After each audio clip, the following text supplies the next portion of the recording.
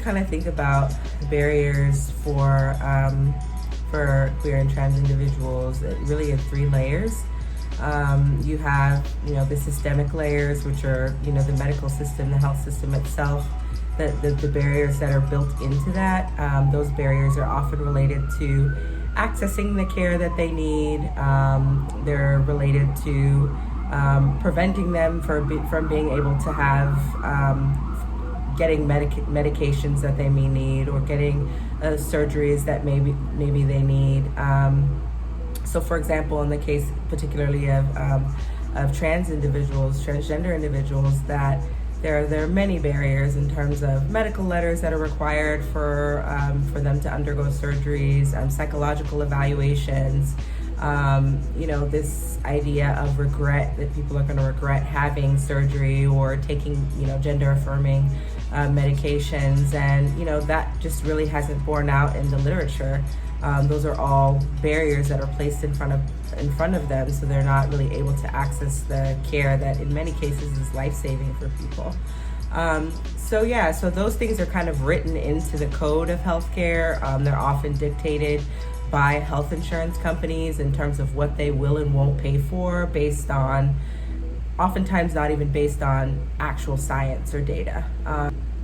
Also in terms of the interpersonal piece of it, people, Black, queer, and trans individuals who actually come in to seek care will often face interpersonal discrimination from people who work in healthcare, who either haven't been trained or have really no understanding of where this person is coming from or what their lived experience is like.